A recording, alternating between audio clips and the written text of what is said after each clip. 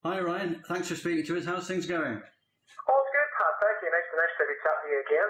And we're hopefully going to speak about the album now, Life, which I've had to listen to. A fantastic album, Oh, um, thank you so much. and it's well titled because it's effectively about life, isn't it? Yeah, that's pretty much it. When I had all the songs together that I'd written for the album, and I just, I always difficulty thinking of a title for it, and I thought, just thinking about the songs, I thought that's pretty much it.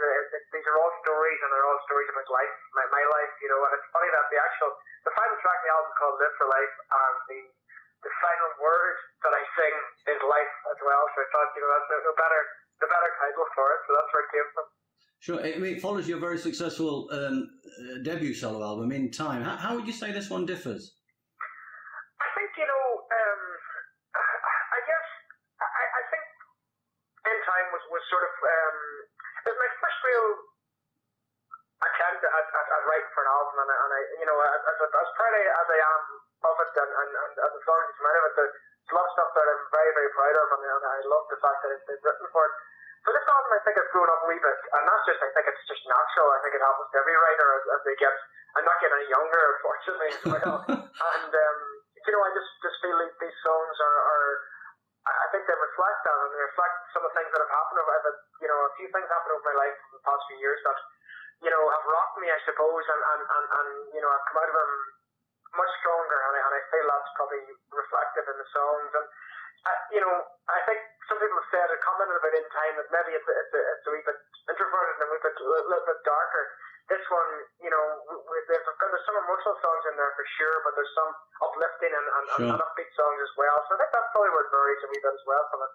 So how much of it sort of, when you write these songs, how much of it is of yourself, autobiographical, or do you prefer to step outside yourself and take a more objective view when you're writing material? It's a mixture of both. I always say that I guess when I am writing, that there's, I think that there's probably,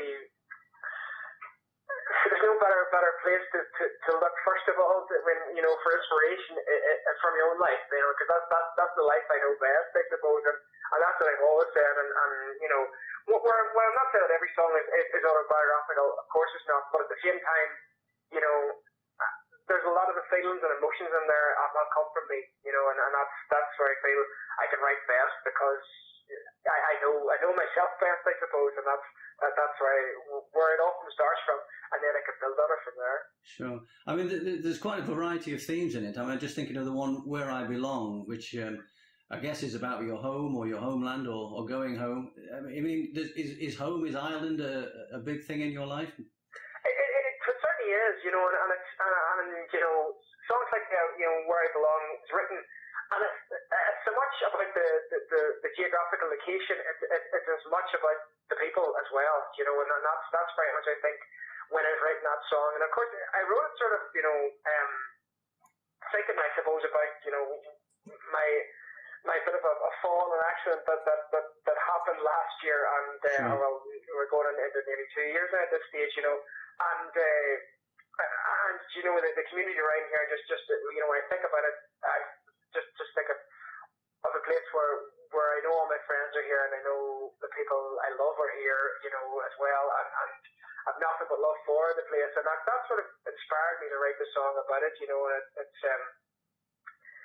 as I say again, it's not just all about geographical locations, but it's also about, I think it's very common with a lot of us, is that there's no place like home, is what they say, and I think that's where that sort of song came from, Sure. and I suppose, one of the lines in the song when I say, well, I know if I fall down, those around will hit the ground and break my fall, and get me on my feet again, and that's what a lot of people did here whenever I did fall that time, and I was in the coma and stuff, and so that's where that sort of the inspiration for that song came from, anyway. So it's a huge support in your life.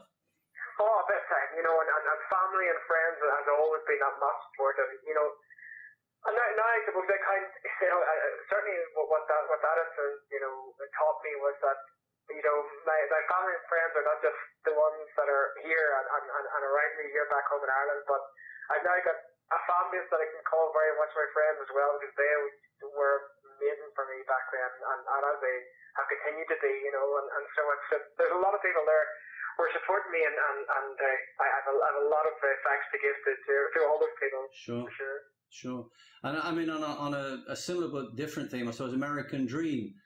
I mean, I'm sure that's a kind of a personal thing, but I think also, you know, with emigration from Ireland now, that's kind of topical in an unfortunate way. It totally is, you know, and it's something I always thought about. I often say, I tell a story that you know, I think I've probably been writing that song all my life because I've always had a fascination with America, and with you know, I always dreamt of living in America, working in America, and you know, setting up a life there for me. And thankfully through the music, it has sort of happened, you know. And then, but it just got me thinking about the amount of people that it has happened to from all over the world who have come to America, but more especially, I suppose, from Ireland, because that's where I'm from and where I know about most.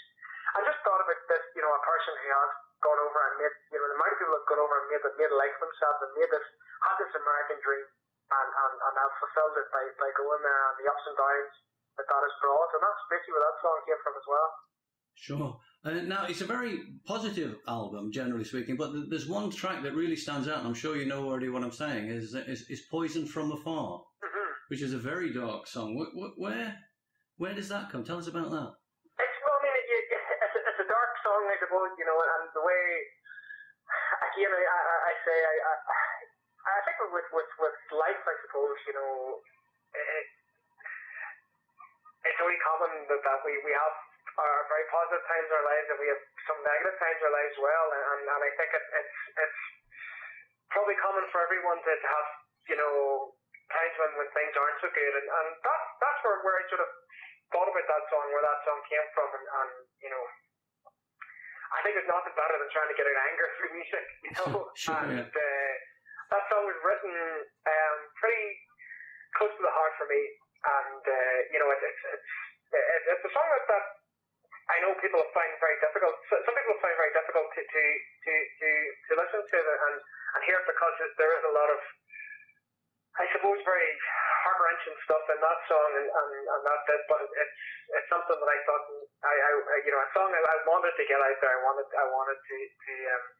Are you able to tell us specifically where it came from, what it's about? I'm not going to say any more than that. I think it's you know, probably a lot of people know, you know, or have assumed more to it than I can probably give out. But just suffice to say that it's one that's close to my heart as well. Sure. Well, of course, it is just one track on the album, which is generally very, very positive. I mean, with things like Significant and Live for Life, very, very positive reflections. Yeah, I mean, I think, and the Live for Life sort of, it grew and grew. I mean, I'd written a song, just me, you know, well, I had them with all the tracks that I'd written, just me and the guitar in my kitchen, and it was sort of, but the more I was playing it, it sort of felt anthemic, you know, in its song, and it got me thinking about it. Thought, you know, God, I'd love to have I think a choir would be great on this song. And then as it built, then we thought about it when I talked to the producer Dave Cook and his assistant Heather Simmons in it. We thought about an African choir, and then even more we thought we got the Zimbabwean choir and singing it. Then we got African drums on it, and it just took a whole new lease of life itself, you know. And that's where it became this big track at the end, and I love the fact that it became that, you know, because sure, it's just again, I suppose it's just a positive, as you say, you know, it's got a positive message in it, and it's funny because when I was over there just before Christmas, I was lucky enough to be over to help with the leprosy mission, which is a charity that's very closely associated with Celtic Thunder, and I was over in Nepal working with them. And it's the one song that I thought of then, you know, I obviously the album had been out for that stage, and I just thought, you know, just saying this thing about Live for Life and going to these places where a lot of the villagers and the children didn't have a lot, but what they did have, they made the most of it. And I just thought, God, that is Live for Life. And the song felt right for the actual where I was, you know. It's a strange how songs can relate to places that you'd never expect them to. Of course, yeah. Hey, well, listen, Ryan, it's a great album. It's already doing well, and I'm sure it's going to go on to do a lot better. Thank you, but yeah, I mean, look, I've been blown away by the response, and you know, people have been great and promoting it and stuff, and you know, it's just it's one of those things. You're always, I think, as a songwriter and someone when you get your album out is that you want more people to hear, just to hear what you've got to say, and that's what I'm trying to do, and get it out there, you know. So, but, you know, people like yourself have been great in promoting me in the past, and I just hope that continues, and we'll hear these weird and wonderful thoughts that are coming out of my head, you know. It's always nice to hear what people think of them. And I guess there's more on the way by the sounds of it. Yeah, I mean, there always is. As I say, it's never. Yeah, I know the mind's always on overdrive, you know, and that's the danger, I suppose, when I get a bit of time off, is that it's going to be more songs written, you know. So that's always the way. I'm never one for whenever we get time off to just sitting and relaxing, you know. It's always thinking, what next?